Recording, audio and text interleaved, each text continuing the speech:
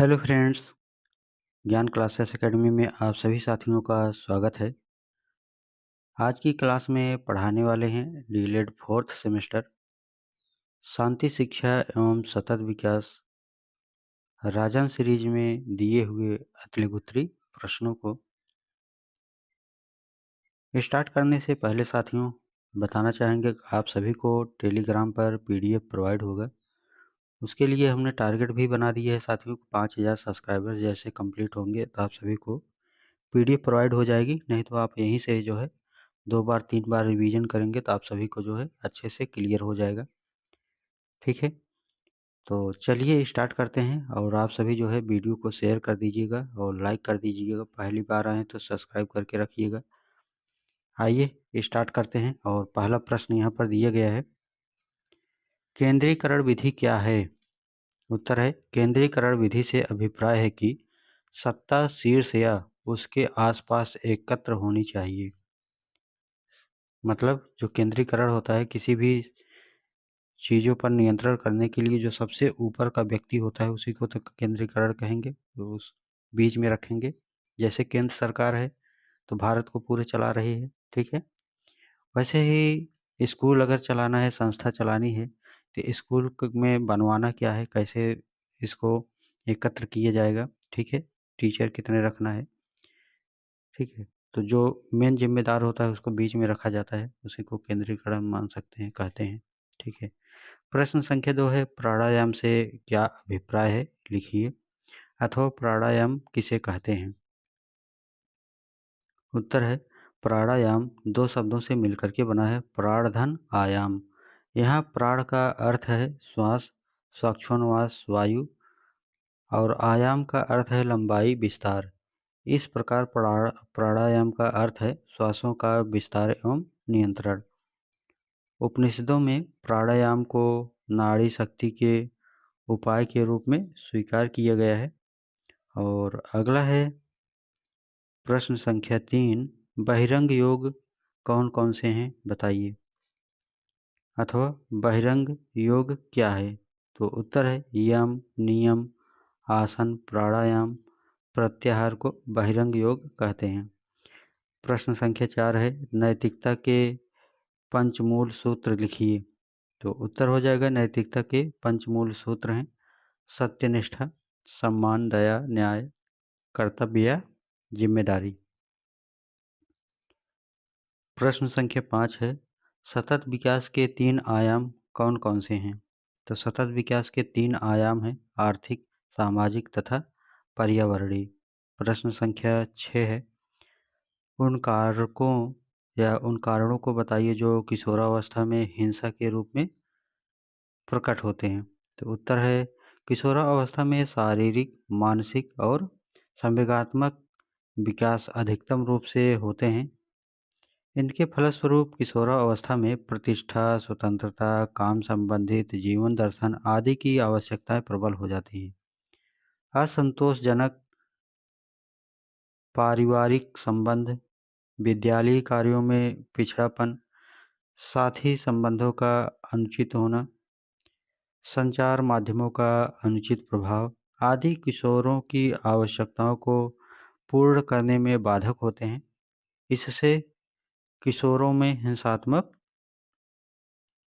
व्यवहार दिखाई देने लगते हैं। ठीक है, जब किशोरावस्था में बच्चा जाता है, बालक जाते हैं, तो वो जो है समाज से अंतःक्रिया न कर पाना, स्कूलों में सही से मेल-जोल ना हो पाना, मतलब वो उस माहौल में न ढल पाने के कारण जो है वह हिंसात्मक हो जाता है।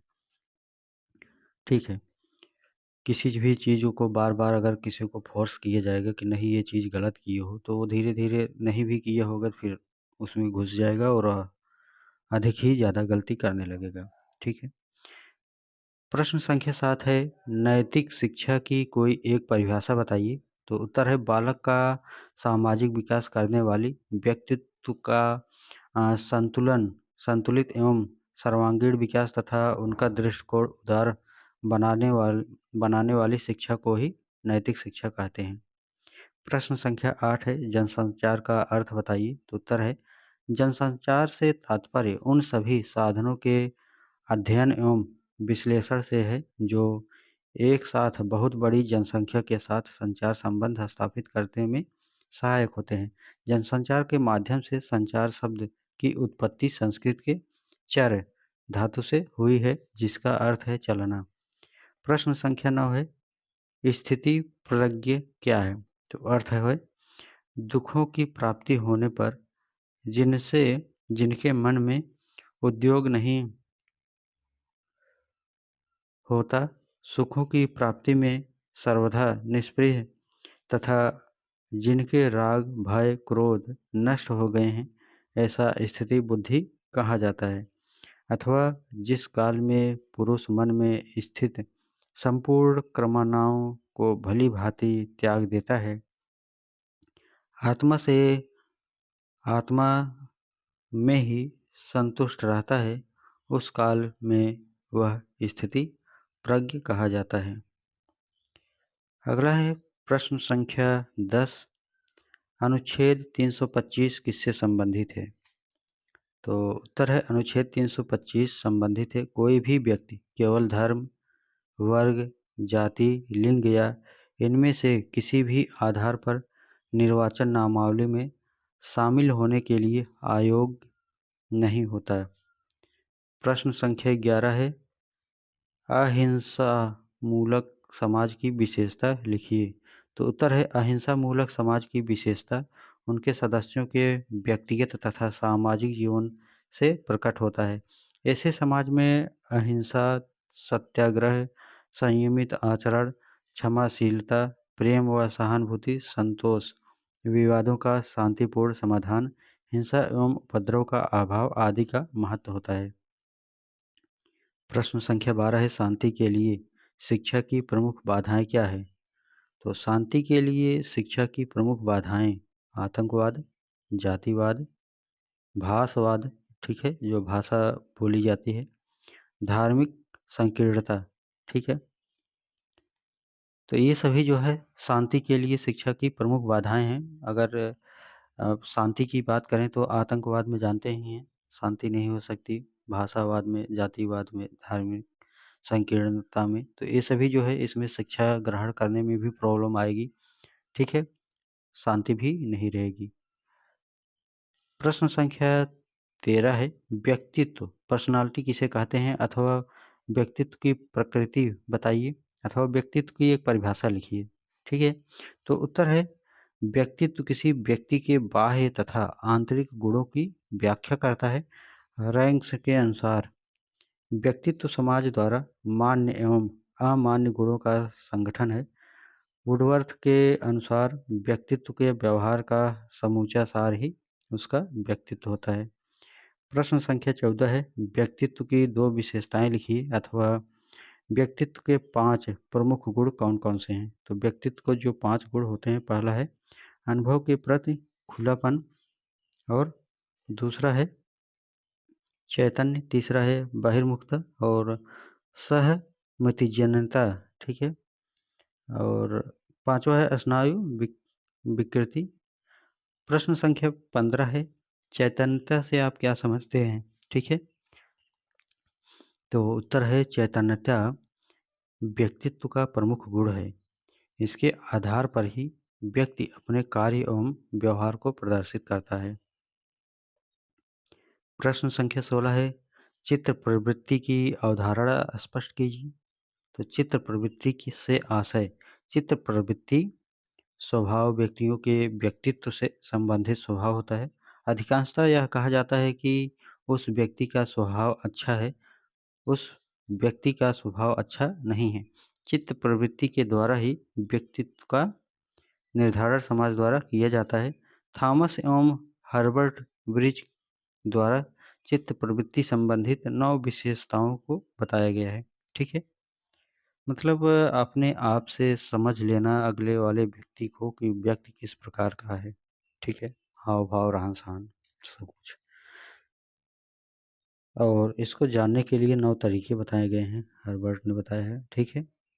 क्रियाकलाप अर्थात बातचीत के द्वारा, ठीक है, नियमितता, रेगुलर जांच करना कि ध्यान देना, सांकेतिक क्रिया, अनुकूलन, प्रबलता और मनोदशा क्या है और ध्यान संबंधित योग्यता क्या है, ध्यान अवधि क्या है, संवेदनशीलता कितना है, किसके प्रति कितना संवेदनशील। प्रश्न संख्या 17 है, साइबर बुलिंग का क्या अर्थ है? ठीक है, अथवा साइबर बुलिंग से आप क्या समझते हैं? तो उत्तर है, साइबर बुलिंग का अर्थ है किसी बच्चे अथवा वयस्क को किसी अन्य बच्चे या वयस्क द्वारा इंटरनेट या मोबाइल का प्रयोग कर प्रताड़ित या मानसिक रूप से परेशान किया जाए। इसका बाल मस्तिष्क पर गहरा प्रभाव पड़ता है तथा यह उन्हें नकारात्मक बना देता है। ठीक है, तो साइबर बुलिंग समझ गए हैं कि जो वयस्क बच्चे हैं, उनको इंटरनेट या मोबाइल के द्वारा जो है प्रताड़ित करना, ठीक, उसी को साइबर बुलिंग कहते हैं। प्रश्न संख्या 18 है, अष्टांग योग किसे कहते हैं? तो उत्तर है, अष्टांग योग सूत्र में बताए गए योग के 8 अंग हैं। यम, नियम, आसन, प्राणायाम, प्रत्याहार, धारणा, ध्यान, समाधि। इनमें से 5 प्रथम 5 यम, नियम, आसन, प्राणायाम, प्रत्याहार योग के बहिरंग, बाहरी साधन एवं अंतिम 3 धारणा, ध्यान, समाधि योग के अंतरंग आंतरिक साधन माने गए हैं। प्रश्न संख्या 19 है, अवांछित व्यवहार में सुधार हेतु शिक्षक द्वारा अपनाई जाने वाली सकारात्मक रणनीतियाँ कौन सी हैं? तो उत्तर हो जाएगा पहला, कक्षा में छात्र का ध्यानपूर्वक निरीक्षण करें, उसके व्यवहार को देखें, उनका विश्लेषण करें और कारणों का पता लगाने की चेष्टा करें। दूसरा है, छात्रों को समझाएं कि वे कक्षा एवं विद्यालय के लिए महत्वपूर्ण हैं और उनमें वह क्षमता है कि वे सफल हो सकें। तीसरा है, कक्षा में बातचीत करने पर छात्रों को अलग-अलग बैठाएं, फिर ध्यान दें। चौथा है, कक्षा में अवांछित व्यवहार को हतोत्साहित करें। छात्रों को यह भी बताएं कि आपकी उनमें क्या अपेक्षा है। कक्षा में उचित व्यवहार का पालन करने के लिए विचार विमर्श करें, इसके लिए समय दें। ठीक है, प्रश्न संख्या 20 है, राष्ट्रीय एकता के मार्ग में आने वाली प्रमुख बाधाएं कौन-कौन सी हैं? तो उत्तर है, राष्ट्रीय एकता के मार्ग में आने वाली प्रमुख बाधाएं हैं। पहला है जातिवाद, दूसरा है प्रांतीयता, तीसरा है सांप्रदायिकता, चौथा है भाषावाद, पांचवा है राजनीतिक दल।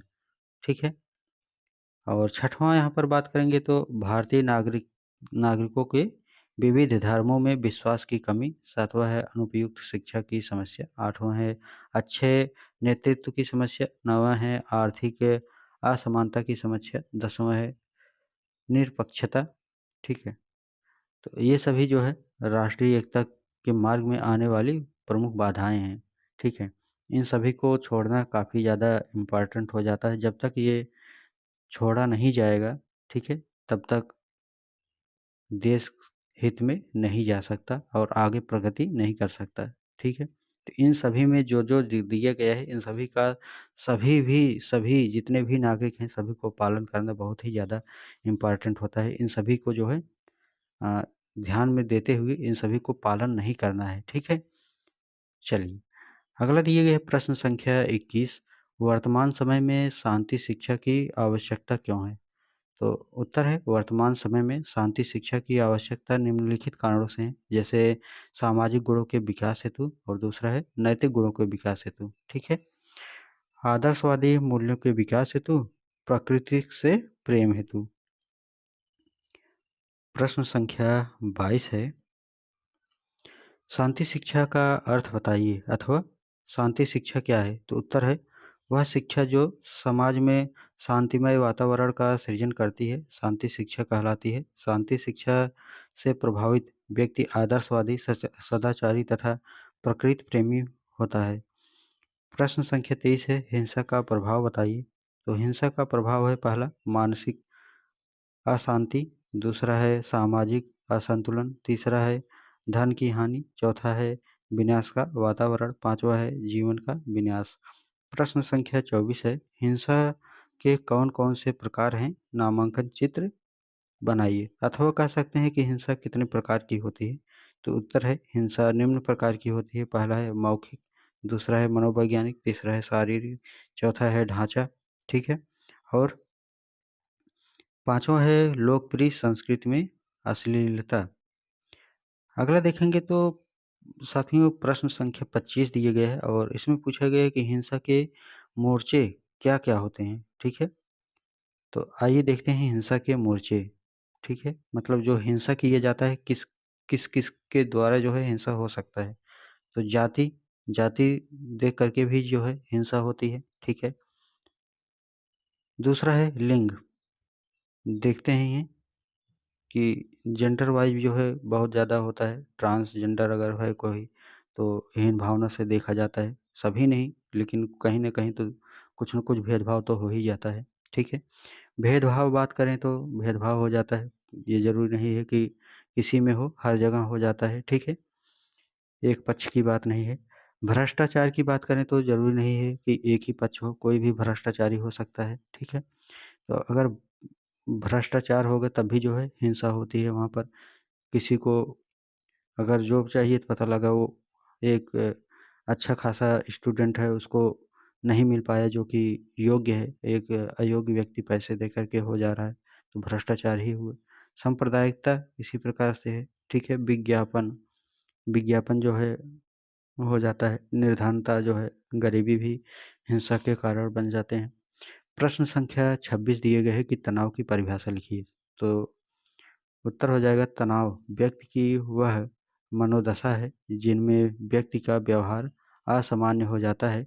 तनाव की स्थिति में व्यक्ति सही गलत गलत का सही ढंग से आकलन नहीं कर पाता है। प्रश्न संख्या 27 है व्यक्तित्व के मुख्यतः कितने स्वरूप हो माने जाते हैं? तो व्यक्तित्व के स्वरूप कौन-कौन से? एक होता है अंतर्मुखी जो अंतर्मुखी का मतलब जो अपने अंदर की भावनाओं को जान पाए मतलब ठीक है? उसके अंदर की भावना वही जागृत कर सकता है, दूसरा कोई नहीं जान पाएगा।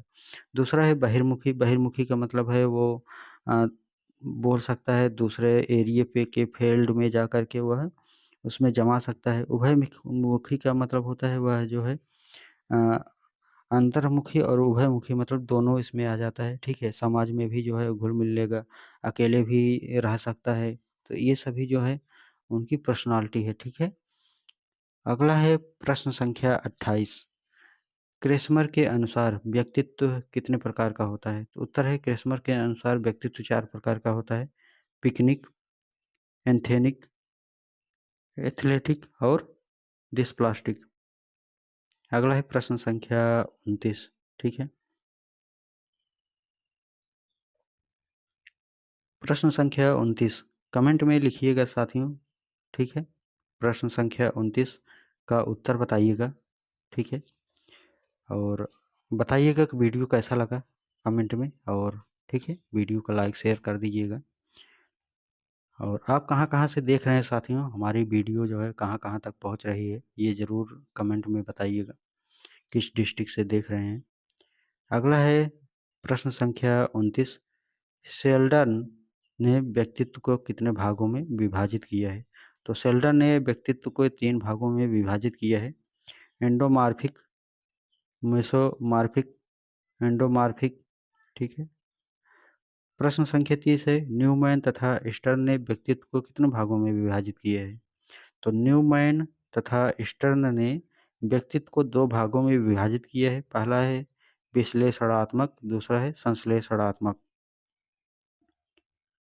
प्रश्न संख्या 31 है आदत किसे कहते हैं? ठीक है? तो आदत एक अर्जित व्यवहार है जो स्वतः होता है। प्रत्येक व्यक्ति में यह नैसर्गिक गुण पाया जाता है। जेम्स के अनुसार आदत दूसरा परिवर्तन है जो व्यवहार परिवर्तन से आता है। अधिगम की प्रक्रिया से यह परिवर्तित होता है।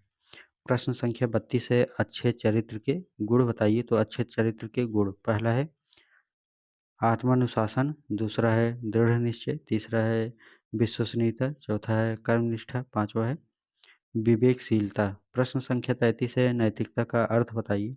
तो उत्तर है नैतिकता को अंग्रेजी में मोरालिटी कहते हैं। नैतिकता वह गुण है जिससे समाज के प्रत्येक व्यक्ति का हित होता है क्योंकि यह समाज में व्यवस्था बनाए रखती है। प्रश्न संख्या 34 है हिंसा किसे कहते हैं? ठीक है, हिंसा क्या होता है? तो आइए जानते हैं साथियों हिंसा क्या होता है? ये सभी तो आप लिख पाएँगे वैसे भी जो है, ठीक है? अच्छा बना कर के लिख पाएँगे कि नहीं लिख पाएँगे? ठीक है, बना कर के तो लिख ही लेंगे सभी साथी। चलिए देख लेते हैं हिंसा किसे कहते हैं? हिंसा एक विनाशकारी प्रक्रिया है जो प्रत्येक स्तर पर नकारात्मक प्रभाव छोड़ती है। भारतीय दर्शन के अनुसार मन, वचन, कर्म से जीवन मात्र को कष्ट देना ही हिंसा है। ठीक है? कोई भी व्यक्ति है, जैसे मान लीजिए कोई भी व्यक्ति है और अगले व्यक्ति को फ़ोर्स किया जा रहा है कि ये नहीं ये कार्य तुम किए हो, अगला आदमी नहीं किया है, तो वही तो हिंसा हुआ। ज़रूरी नहीं है किसी प्रकार का हो हिंसा, हिंसा कई प्रकार के हो सकते हैं। ठीक है? चलिए प्रश्न संख्या 35 दिए गए है धारणा, ध्यान तथा समाधिपूर्ण रूप से साधनाएँ हैं, तो मानसिकता तथा आध्यात्मिक साधनाएँ हैं। प्रश्न संख्या 36 है, आपके मतानुसार शांति के प्रमुख घटक कौन-कौन से हैं? तो शांति के प्रमुख घटक हैं अहिंसा, सत्याचरण, समानता, सहनशीलता, अनुकंपा, दयालुता, मित्रता, उदारता, खुलापन, आपसी समझ एवं बातचीत, सभी से प्रेम पूर्वक व्यवहार, पूर्वग्रहों से स्वतंत्रता, वैश्विक भाईचारे का दृष्टिकोण इत्यादि। प्रश्न संख्या 37 है, गेट्स के अनुसार तनाव किसे कहते हैं? तो गेट्स के अनुसार तनाव असंतुलन की दशा है जो प्राणी को अपनी उत्तेजित दशा का अंत करने के लिए कोई कार्य करने को प्रेरित करती है। प्रश्न संख्या 39 है, तनाव प्रबंधन क्या है? ठीक है, तो आइए देखते हैं साथियों तनाव प्रबंधन क्या होता है। वह प्रबंधन जिसके द्वारा व्यक्ति को असामान्य मानसिक स्थिति से सामान्य मानसिक स्थिति में लाया जाता है, तनाव प्रबंधन कहलाता है। ठीक है? और तनाव की स्थिति में यदि कोई बालक व्यक्ति है जो उसे तनाव प्रबंधन के लिए खेल से जोड़ दिया जाए, तो बालक का तनाव समाप्त हो जाएगा। खेल तनाव प्रबंधन में महत्वपूर्ण भूमिका निभाता है। प्रश्न संख्या 39 है कि स्व-जागरूकता किसे कहते हैं? तो उत्तर है स्व-जागरूकता। स्व-जागरूकता वह गुण है जो जन्मजात न होकर के वातावरण से सीखा जाता है अर्थात अर्जित किया जाता है। बच्चे के सर्वांगीण विकास के लिए स्व-जागरूकता अत्यंत आवश्यक होती है। स्व-जागरूकता के द्वारा ही बालक स्त्री-पुरुष की आवाज़ में विभेद कर पाता है। स्व-जागरूकता का मतलब क्या होता है साथियों? स्वयं से अपने आप से जागरूक होना है, कोई दूसरे को कहे तभी जागरूक हो ऐसा नहीं, ठीक है? अपने आप से सोच विचार करके चलना। प्रश्न संख्या 40 दिए गए हैं और पूछा गया है कि सामाजिक बोध क्या है? ठीक है? तो सामाजिक बोध हेडिंग है। सामाजिक बोध का संबंध बालकों के मस्तिष्क से होता है। यदि कोई बालक समाज के विभिन्न पहलुओं को समझकर समाज के लोगों को अपनी बातों तथा विचारों से प्रभावित करता है, तो यह माना जाता है कि बालक में सामाजिक बोध होता है। प्रश्न आगे जो दिए गए हैं कि सामाजिक बोध के अंतर्गत बालकों में नेतृत्व की एकता, निर्णयता की योग्यता, सार्थक अवलोकन एवं गत्यात्मक कुशलता आदि जो है गुण आते हैं। ठीक है। प्रश्न संख्या 40 दिए गए हैं कि चरित्र किसे कहते हैं? ठीक है, तो चरित्र व्यक्ति का वह मानसिक गुण है, मानसिक गुण होता है जो उसके सामाजिक व्यवहार को निर्धारित करता है। चरित्र व्यक्ति के व्यक्तित्व का गुण प्रमुख होता है। बी एन झा के अनुसार चरित्र व्यक्ति का वह मानसिक तत्व है जो उसके सामाजिक व्यवहार को निर्धारित करता है।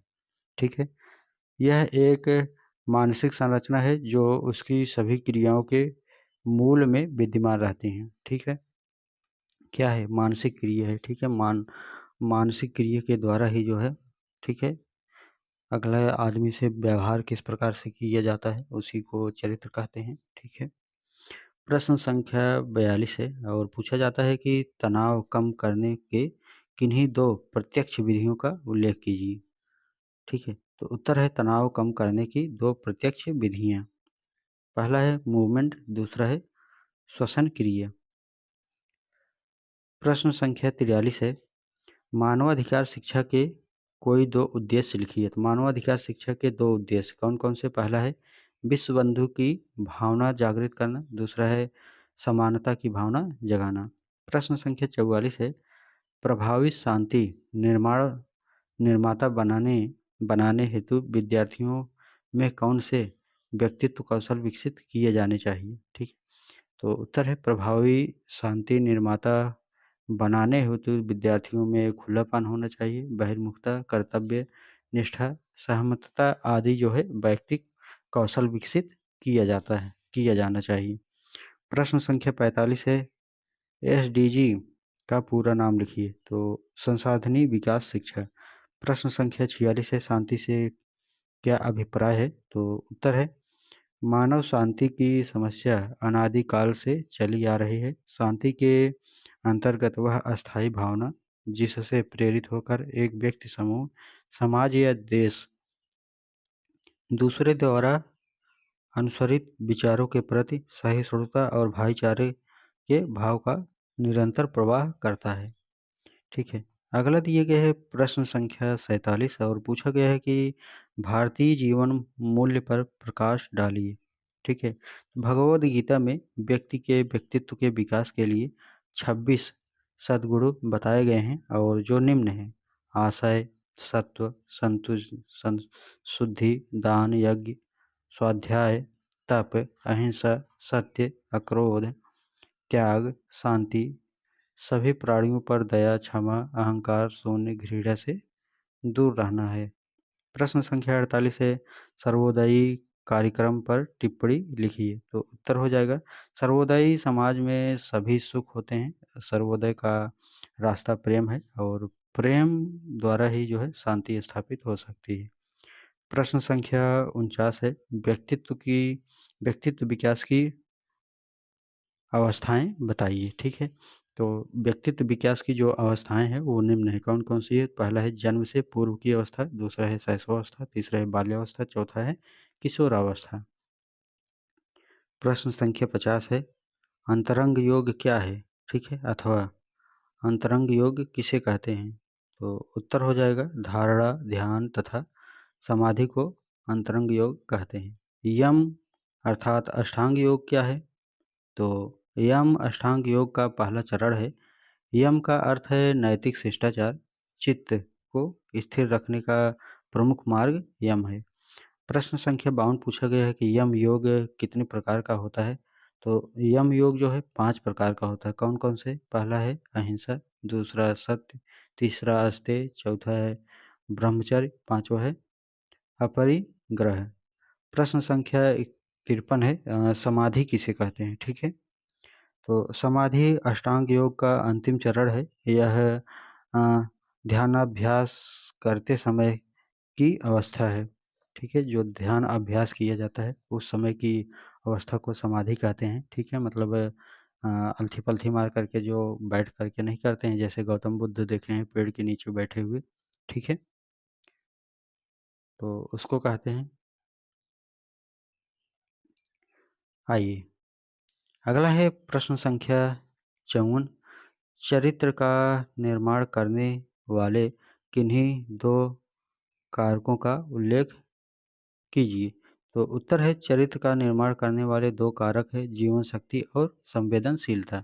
ठीक है, अगला है प्रश्न संख्या 55 और पूछा गया है कि चरित्र निर्माण करने वाले किन्हीं दो कारकों का उल्लेख कीजिए। तो चरित्र निर्माण करने वाले दो कारक हैं। पहला है क्षमाशीलता, दूसरा है तपस्या और त्याग परायणता। अगला है प्रश्न संख्या 156,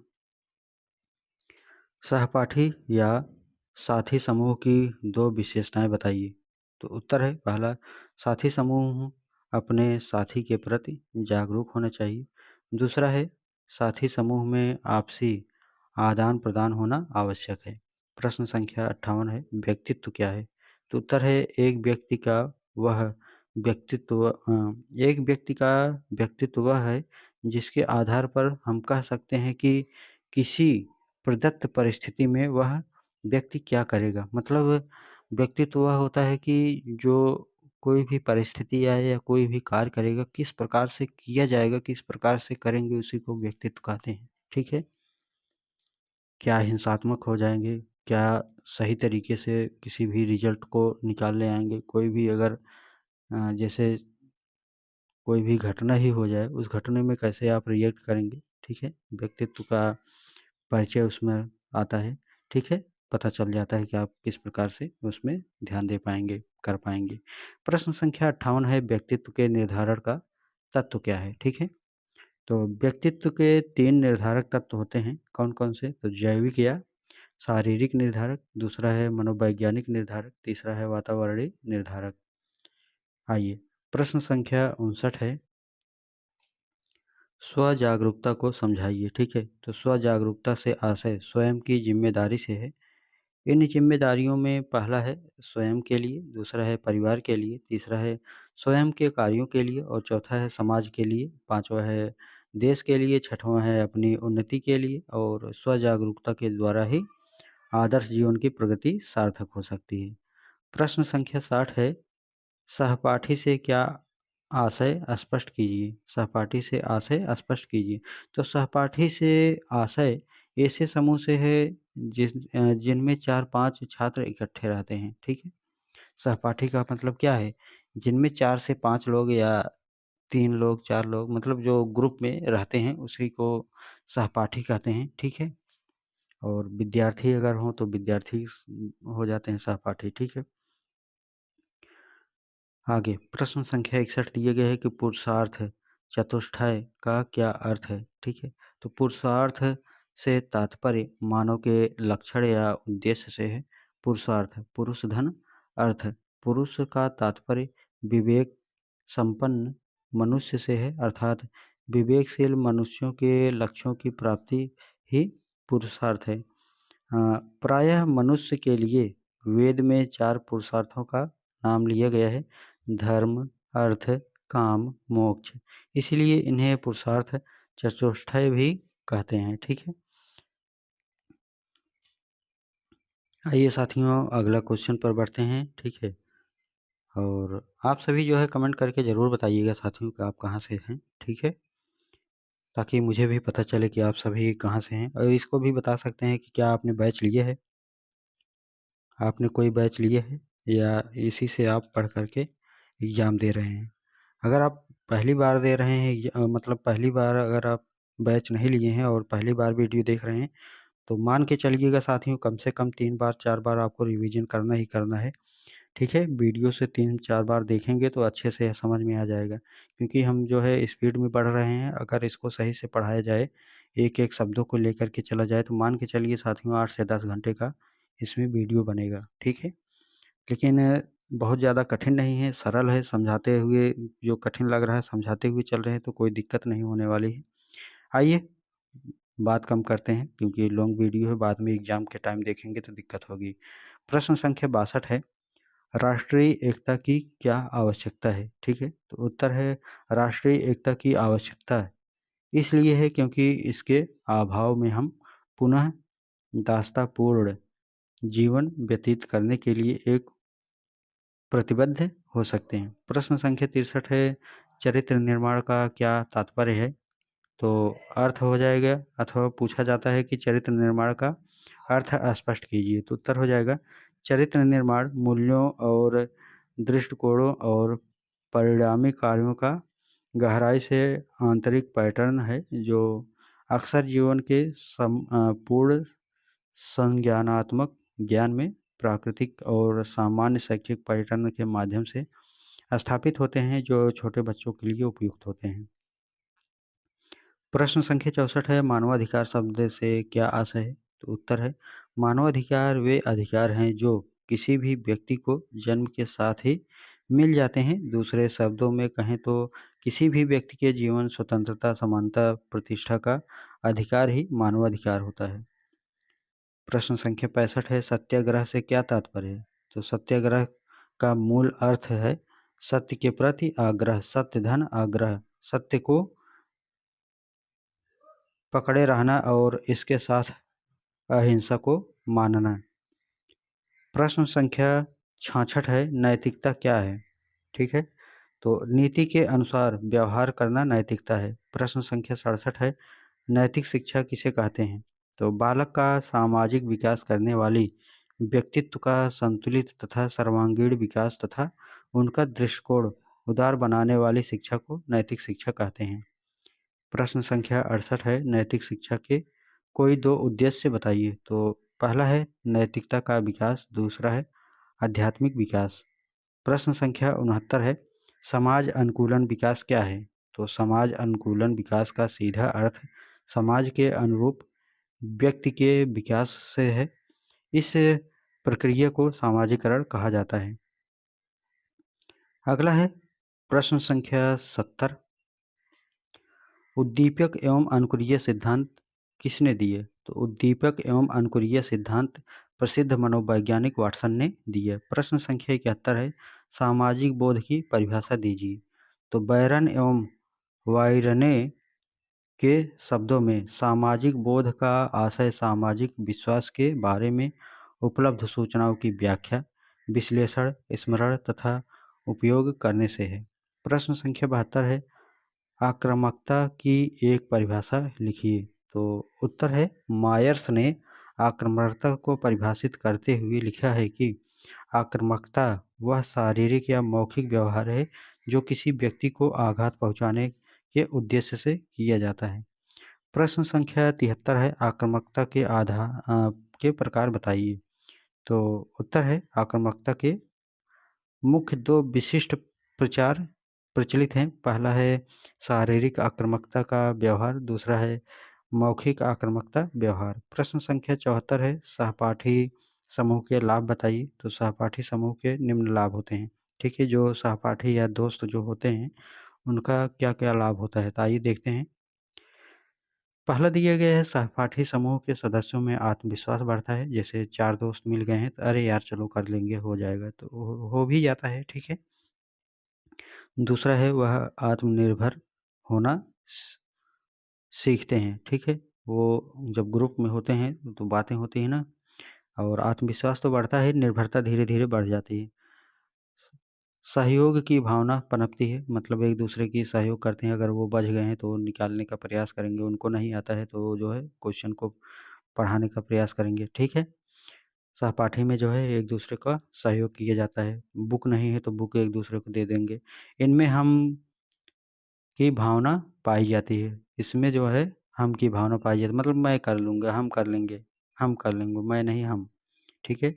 पाँचवा है, सहपाठी समूह में इकट्ठे रहने की कला विकसित होती है। ठीक है, जो सहपाठी दोस्त होते हैं जो समूह में इकट्ठे होते हैं, वो उनमें जो है इकट्ठे रहने की कला होती है। जैसे अगर किसी ऐसे विद्यार्थी को भेज दें जो अकेला रहता हो किसी समूह में किसी स्पीच देने के लिए, तो देखते होंगे कि वो जो है बहुत ज़्यादा डर हो जाती है। क्या बोलेंगे, कैसे बात करेंगे, ठीक है, तो ये सभी प्रॉब्लम आने लगती है। प्रश्न संख्या 75 है, नैतिकता के क्षेत्र क्या हैं? ठीक है, तो नैतिकता के क्षेत्र, पहला है व्यक्ति, दूसरा है परिवार, तीसरा है स्कूल, चौथा है समाज।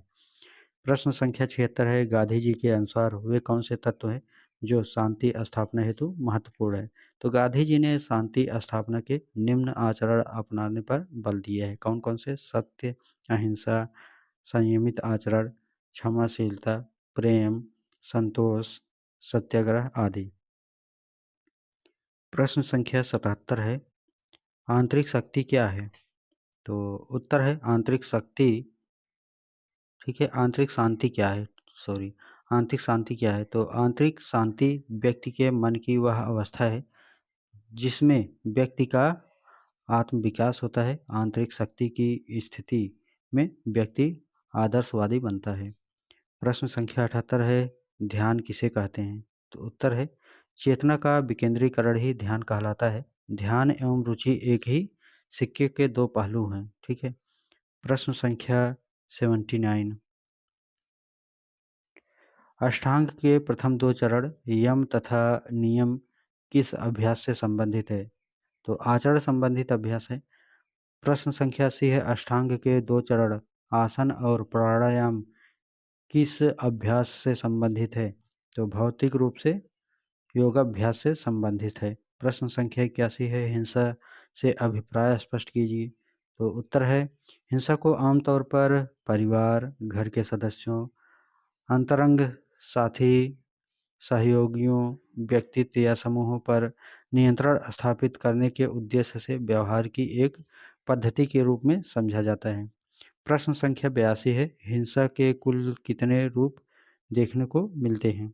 तो हिंसा को कुल 9 भागों में बाँटा गया है, ठीक है? और हमने देख लिया था पीछे जो है ये प्रश्न रिपीट हुआ है, उसमें जो है बाँट करके दिखाया गया था कितने भाग हैं, ठीक है? हिंसा के। आगे है प्रश्न संख्या 83 और इसमें पूछा गया है कि अनुचित दबाव के अंतर्गत मनोवैज्ञानिक हिंसा के क्या-क्या रूप हो सकते हैं? स्पष्ट कीजिए। तो उत्तर है पहला है कानून का पालन न करना, दूसरा है कानून सलाह या सहायता नहीं ले सकते, तीसरा है घर के बाहर नहीं जा सकते और चौथा है स्वास्थ्य लाभ के लिए डॉक्टर नहीं बदल सकते। प्रश्न संख्या 84 है विवादों के बाद समझौते की प्रक्रिया के मूलभूत चरणों का उल्लेख कीजिए। तो उत्तर है विवादों के बाद समझौते की प्रक्रिया के लिए मूलभूत चरणों का अनुसरण आवश्यक है।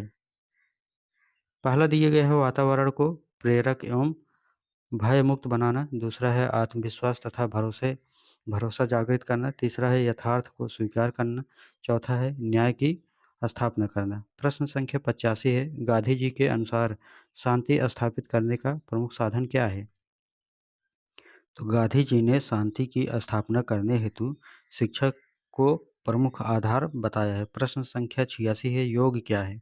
ठीक है, तो योग वह क्रिया है जिसमें व्यक्ति को शारीरिक तथा मानसिक शांति की प्राप्ति होती है।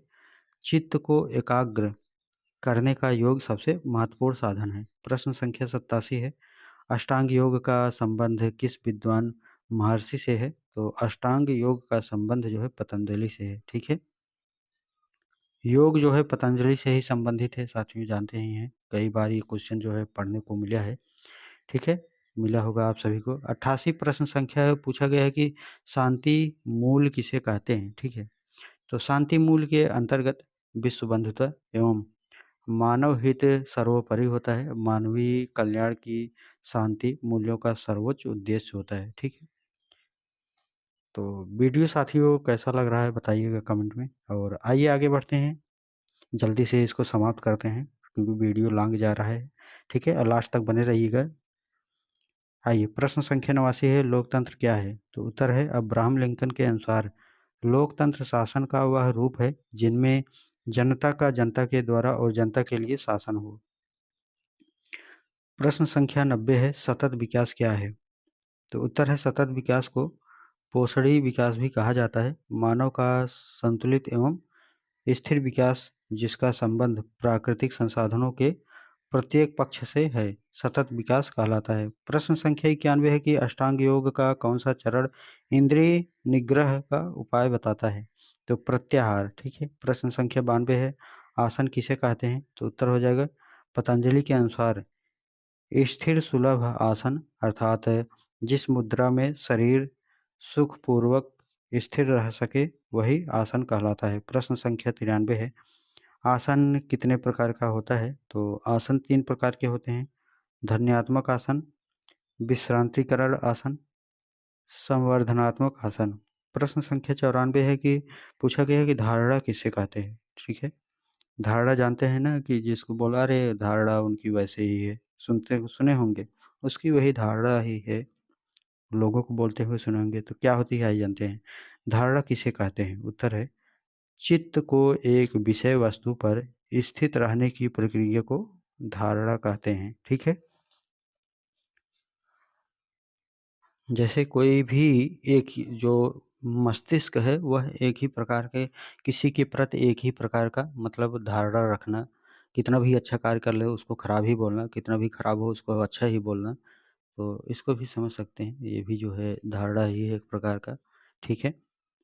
कोई भी धारणा बना सकते हैं। प्रश्न संख्या 95 है कि योग दर्शन के जनक कौन है? तो योग दर्शन के जनक जो है पतंजलि है।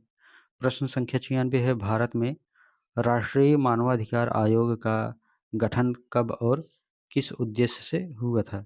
तो उत्तर है भारत सरकार ने राष्ट्रीय मानवाधिकार आयोग का गठन 12 अक्टूबर 1993 को किया गया था और इसका उद्देश्य भारतीय नागरिकों को न्याय, स्वतंत्रता, समानता, बंधुत्वता, राष्ट्रीय एकता तथा अखंडता आदि जो है मानवाधिकारों पर बल देता है। प्रश्न संख्या 97 है, भेदभाव को दूर करने के उपाय बताइए। तो उत्तर है, भेदभाव को दूर करने के उपाय गरीबों के कल्याण हेतु उन्हें आगे बढ़ाने के लिए अनेक योजनाएं चलानी होगी। इससे आर्थिक भेदभाव दूर हो और सभी को समान अधिकार मिले। स्वाभाविक भेद को दूर करने के लिए जातिगत व्यवस्था को मिटाना होगा तथा सभी जातियों को समान अधिकार देने होंगे। प्रश्न संख्या 98 है, अहिंसा से क्या तात्पर्य है? तो उत्तर है, अहिंसा का समान अर्थ है हिंसा न करना। इसका व्यापक अर्थ है किसी भी प्राणी को तन, मन, कर्म, वचन और वाणी से कोई नुकसान न पहुंचाना। मन में किसी का अहित न सोचना और किसी को कटु आड़ि आदि के द्वारा भी नुकसान न देना तथा कर्म से भी किसी भी अवस्था में किसी भी प्राणी की हिंसा न करना आदि जो है अहिंसा है। ठीक है। प्रश्न संख्या 99 दिए गए है कि सामाजिक तनाव से क्या अभिप्राय है। ठीक है। तो सामाजिक जो तनाव होता है क्या होता है? तो जो तनाव समाज के लोगों द्वारा उत्पन्न होता है उसे सामाजिक तनाव कहते हैं। ठीक है। प्रश्न संख्या 100 है, सतत विकास की आवश्यकताएं बताइए। ठीक है। तो उत्तर है, सतत विकास की आवश्यकताएं निम्नलिखित हैं। पहला है पर्यावरण संसाधनों का सर्वोत्तम उपयोग। दूसरा है संतुलित विकास। ठीक है। और तीसरा है मानवीय मूल्यों का विकास। और चौथा है पर्यावरणीय मूल्यों का विकास। पांचवा है वैश्विक पर्यावरणीय नीति का विकास। प्रश्न संख्या 101 है, प्रत्याहार किसे कहते हैं? तो प्रत्याहार पतंजलि के अष्टांग योग में अंतरंग तथा बहिरंग अवस्थाओं में सेतु की भांति है। ठीक है। आगे है प्रश्न संख्या 102, शांति शिक्षा के मूल्य का क्या तात्पर्य है? तो उत्तर है, मूल्य का तात्पर्य उन लक्ष्यों, विश्वासों, विचारों एवं सूक्ष्म तत्वों से है जो जीवन को सार्थक बनाने में सहयोग देते हैं।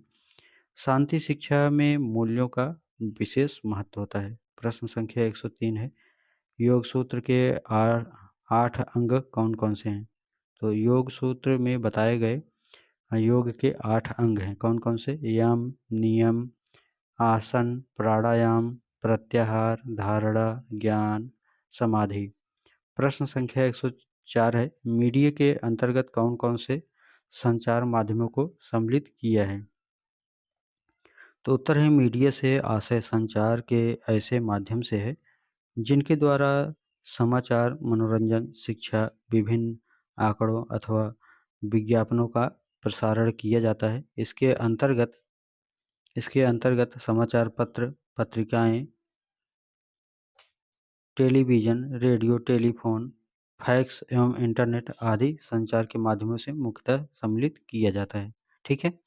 तो लास्ट क्वेश्चन पर पहुंच चुके हैं साथियों। वीडियो को अभी तक अगर लाइक नहीं किए हैं तो लाइक कर दीजिएगा, चैनल को सब्सक्राइब कर लीजिएगा और बेल आइकन दबा दीजिएगा ताकि नोटिफिकेशन मिल जाए। ठीक है। आइए आगे अगला क्वेश्चन है प्रश्न संख्या 105 और कमेंट में बताइएगा कि आप कहाँ से हैं। ठीक है। विद्यालय पाठ्यक्रम में शांति शिक्षा क्यों आवश्यक है? तो उत्तर है, पाठ्यक्रम में शांति शिक्षा की आवश्यकता का कारण बालक में शांति से संबंधित अंतर्निहित गुणों एवं शक्तियों को उनके कार्य, व्यवहार अथवा आचरण में लाना है, जिससे वह दूसरे के शांतिपूर्ण ढंग से रहने और शांति मूल्यों का पोषण करने में समर्थ होगा। ठीक है। मिलते हैं नेक्स्ट वीडियो में। टाटा, बाय बाय, धन्यवाद, थैंक यू।